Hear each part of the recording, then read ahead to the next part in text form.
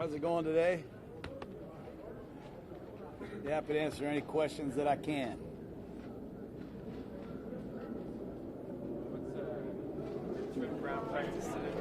Trent Brown has a calf strain. He did not practice. Hope to have him out here tomorrow. He's in the training room getting treatment. Is that something that happened in the Bears game? He's had a calf strain since Monday. He tweaked it on Monday here on the practice field.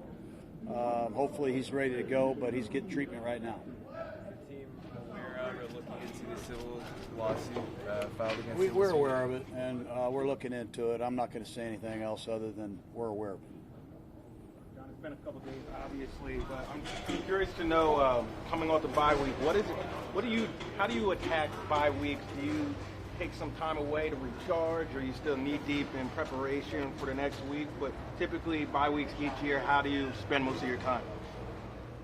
Well, we try to get the players some time to get rejuvenated. It's a long season.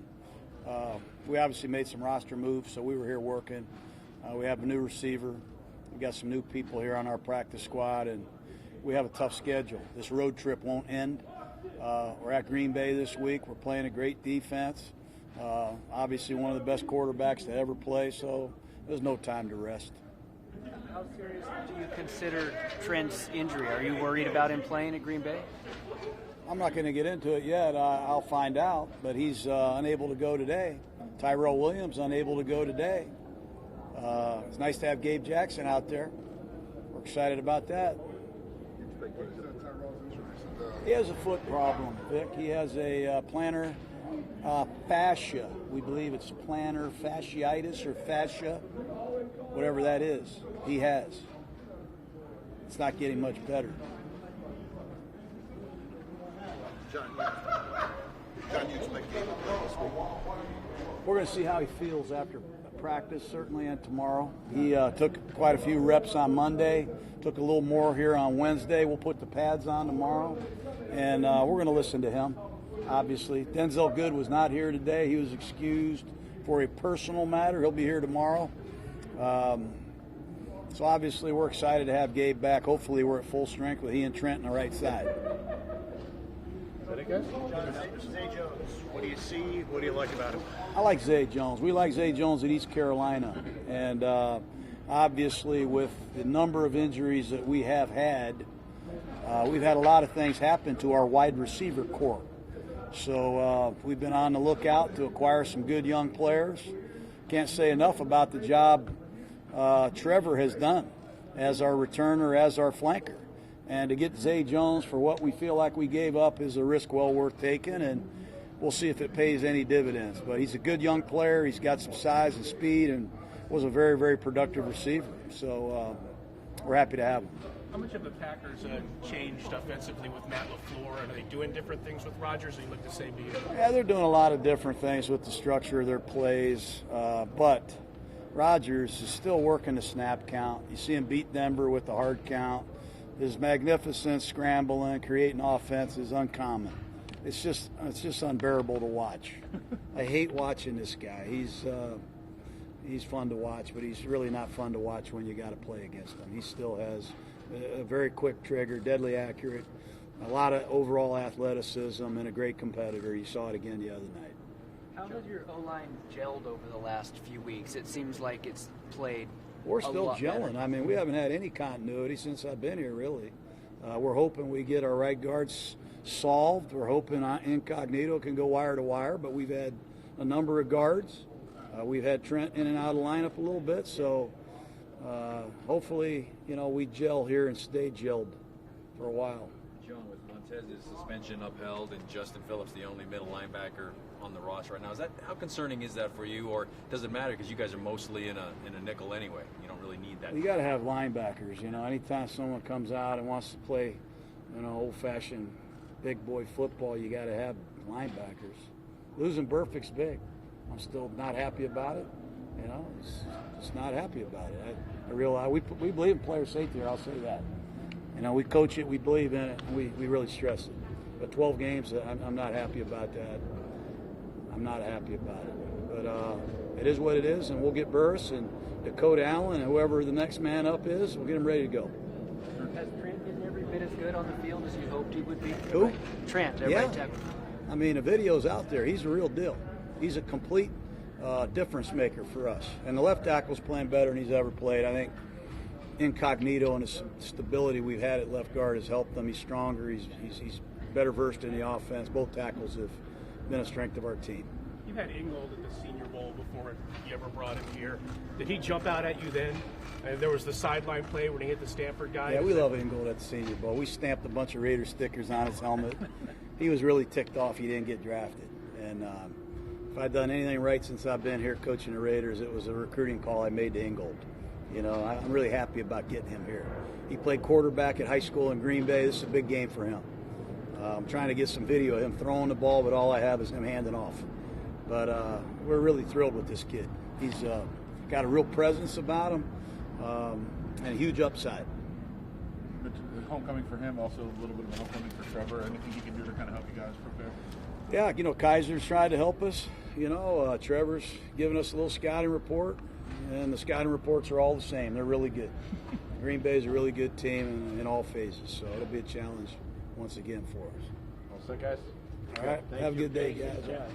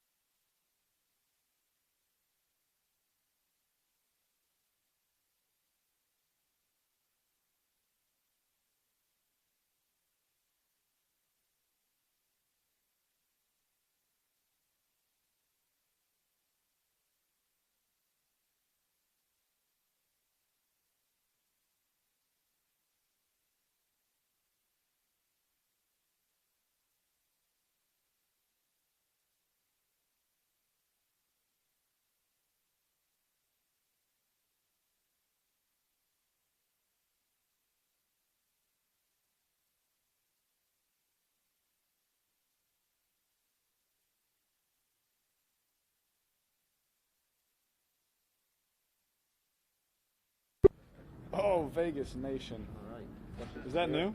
Is that new? Yeah, the my flag is new. Okay, I was about to say. See how I noticed that? It's good detail. Details.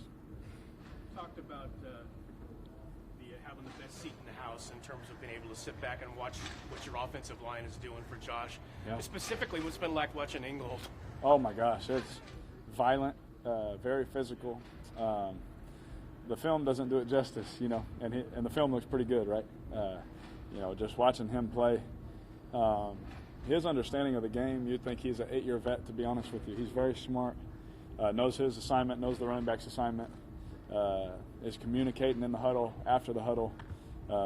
Really excited about him. He's a very good football player. Derek, you ever sit back and wonder what it would be like to have stability at wide receiver? I don't even know what that means. Yeah. Same guys week in and week out. Yeah. I don't know. I don't even know what to say to that. I mean, you got me, because that was a pretty funny one. I think the most stability I had is when we had Seth, Amari, and Crab. Was it 2 years? And that was pretty fun. You know, but it is what it is, man. You gotta. At the end of the day, no one cares in this league. You have to go out and perform and win football games, and that's number one. You know.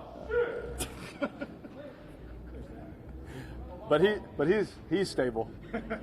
He's the stability that I have right in front of me. But to be honest with you, it's kind of exciting. I love the challenge. I wish it wasn't the case, but I do like the challenge because no one expected us in Indy or against Chicago to be able to throw the ball or do anything, and we're able to go out there and play some good football. And so it is a fun challenge. I think we all do wish there was stability and we had our set guys, for the next 10 years, and hopefully we do have them right now. Hopefully these guys are it. I know they hope so. I know I hope so. And time will tell, but yeah, it's been a roller coaster of guys that we've had, here and not here, and then back here, and then not here again. So I just go with the flow. I'm just here to control what I can control and do my job. What have been your first impressions of Zay Jones? Zay's a really good football player. As soon as we traded for him, Lee Smith FaceTimed me, who y'all know is now in Buffalo, and he said, I can't believe it, man. He said, you're going to absolutely love this guy. I don't know what happened in Buffalo. To be honest with you, I wasn't paying much attention to other teams and their situations in-house. But what I do know is when he showed up, I was like, dang, who's this guy? I was a fan of his when he was coming out of college. Very productive in college. I remember watching him making crazy highlight catches and 10-catch games all the time pretty much and all these kind of things. And he got to Buffalo, had some really great days also. So I don't know what happened there, but all I know is that he's one of the most polite, humble, hardworking guys I've been around. It means something to him, and I'm glad we got him. And for what we gave up for him, you wouldn't think that that's what he was, worth. So I definitely love the deal, and I'm excited that we have him. How long will it take, do you think, to get him kind of integrated into things and get him so that he can make plays? To be honest, like the timing and everything, so it's like we talked about, right? There's timing with quarterbacks and receivers that you have to have. He's a good enough football player to where we can plug him in and he can be productive. To where we get to that second nature type stuff and the second instinct kind of things, that'll take a little bit of time, right? But that's just the cards we're dealt right now. But I think that he's a guy, and he's super smart football player that he can come in and play and help us, which is very exciting. I know you've been back a couple of days, but I'm interested. How do you typically attack bye weeks? Do you try to get away from the game and recharge? Do you still head deep into a playbook? How does it go? Each year. Yeah. So I'll never forget my rookie year, just nonstop working that whole week, and getting to the next game, and I'm already exhausted, and just learning more as I'm getting older how to space out that time, how to, especially as I have more children, make more time for them during that time, because that's way more important than football. So making sure I'm showing up to their fun run, showing up, to their little school things that I can show up to that week, picking them up from school, making sure they see my face. I really make an emphasis to be a great dad all the time, especially on bye week. That doesn't mean I'm not working when they're not there. I definitely have my studies and things I'm looking at, things I'm preparing for. That way my mind doesn't just go completely away from it. Still physically preparing. I don't take the whole week off physically. I think that's pretty dumb, to be honest with you. Then you show up and have to go full speed and you can't do it the way you want to do it. It's not smart. So I say all that to give you a long-winded answer to not tell you all my details, but I have a good plan now that is way better than just my rookie year of just grinding it away. And then my wife saying, I thought you had a bye week. I made sure she knew we had a bye week. Does your body feel appreciably different? Yeah, absolutely. It feels better. Especially I know how to take care of my body now, way better than my rookie year. Just surrounding myself with the right people, the right food, the right recovery, sleep. All that stuff makes a difference. I know it's like stuff we talk about all the time, but all that stuff matters, to be honest. What you eat affects you in 3 days, and then some, So just making sure I stay on top of that and recovering to where I show up as fresh during this time of year as you can, If you can't get back to 100%, at least you can get back to 98, 99%. And that's a huge win whenever you can do that in the middle of a season. Gruden has talked about how important balance is to this team and running the ball and being a tough running team, and also saying that you're a big part in that because you have to recognize the fronts, which plays to run, where they're not to run people into something that they shouldn't be into. Yeah. what point did it dawn on you that that part of the game was just about as important as throwing the ball, or have you always known that? Right when Coach Gruden got here, he said, one of the first things he ever said to me when he was the coach here was, get excited about the run game. And going to a young quarterback at the time that just wanted to drop back and throw it 50 times a game, put up all the fantasy stats and keep going to Pro Bowls, like I was like, yeah, the run game, but what are the passes, what are those? But as I continue to watch these guys win championships, and as I continue to watch teams continually be successful, you have to be a balanced football team. And I've always taken pride in the run game, but when Coach Gruden got here, I went to a different level. We have plays where I can get to 4 or 5 different runs off, just one thing he says in the headset. And that takes a lot of detail. It takes a lot of intricacies and the fronts and the coverages and the structure, who's in the game on defense, who's not, you know what I'm saying?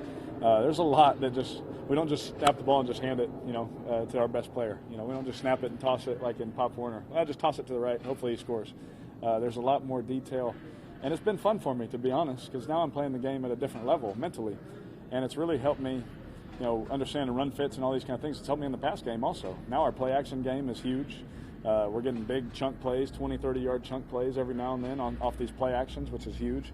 Our bootlegs are better because of our run game. And so everything is based off of that. So like Coach is saying, man, we're going to be very balanced. If we have to run it 40 times, we're going to run 40 times. If we have to throw it 40 times, we can throw it. We've proven we can throw it 40 times and win football games. So to be able to have both, hopefully we can just do both evenly throughout a football game. But to be able to do both, to be able to win football games, we're going to have to do that, throughout our career. Two more guys. Some coaches believe that if you run the ball a lot, by the third, fourth quarter, the defense will go worn down. Do you find that at all? I mean, there's so many guys around, obviously. Yeah. Do you find sort of like beating up the other team that way? Absolutely. I mean, there's games where I even told Josh Jacobs this one time. I was like, there's going to be games where you're going to go 3 or 3.5 quarters where you only got 50 yards and you've ran the ball 18 times. I said, but I promise you, if you continue to run with that kind of violentness, that kind of, passion, those 2 and 3 yard, 4 and 5 yard gains turn into 60. And you see it all the time across the NFL where late in the games, you're like, why do they keep running boom, then it pops. Boom, then it pops again. So absolutely, there's definitely some truth to that. What do you see from Josh? What do you notice from him as he gets more confident? Man, when I think of Josh, I think of a football player. He is a professional football player. I'll say that.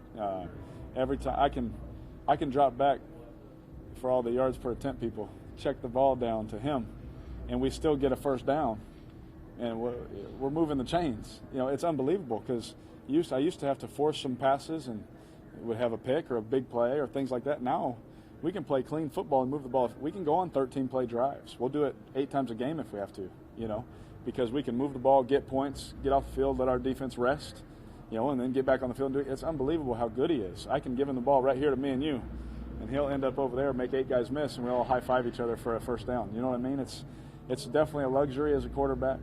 It's one of those luxuries you see with these guys that, Ezekiel Elliott or Todd Gurley or Saquon Barkley. Some of these little checkdowns or little easy plays. See all these guys, Kamara, these running backs that have all these catches. Everyone's like, why do they catch the ball so much? It's because we run these plays to get them the ball in space so we can get 10 yards. And it's a beautiful thing when you have a guy like that because it takes a lot of stress off a play caller, it takes a lot of stress off a quarterback and offensive line that a guy can do both. So it's been nice and it continues to open up avenues and different things when we get him out of the backfield and throw it to somebody else on the other side. It's been good for us. Last one. I'll get you. Yeah, my bad. We usually get into these shootouts, the Packers, and they win with offense. But this year they've been winning a lot with defense. Yeah. What do you see out of that defense? I know they have new coaching staff. What's maybe changed up that you've noticed? Well, I know Coach Pettin. Got to know him pretty well in the draft process when he was in Cleveland. I was hoping to actually play for him. I loved him. I think he's a heck of a coach. Very motivating. He's super cool. I thought he was awesome. And obviously his scheme is awesome. They've done a great job with Za'Darius and Preston and Kenny and their guys on the back end, their linebackers. They're all playing great football. When we go out there, it's going to be a tough physical football game. It's going to be tough. They're a good team and with great coaches. So, but you never never underestimate Aaron Rodgers. I mean, the guy, you know, he can do whatever he wants with a football. He's like a magician back there. It's fun to watch, you know, and have had great conversations with him all throughout my career. You know, and he's been awesome in helping me with stuff and things like that. But hopefully we can beat him this week, and that would feel much better than having to continue to ask him questions knowing that they beat us again. He kind of got there already, but what makes him so special as a quarterback? He just gets the ball out of his hands so quick. And then his offensive line, the way they protect and things, he can buy time in the pocket or outside the pocket, extend plays. But what I've always noticed about him is his quick release. You know, when windows are open in the NFL, you got to get it out of your hand, and the ball's got to be there, whether it's 3 yards or 30 yards. You know, the ball's got to get out on time, and he's always done that consistently every game he's played. He's one of the best to ever play. But yeah, man, I'm a huge fan of his, except for this week.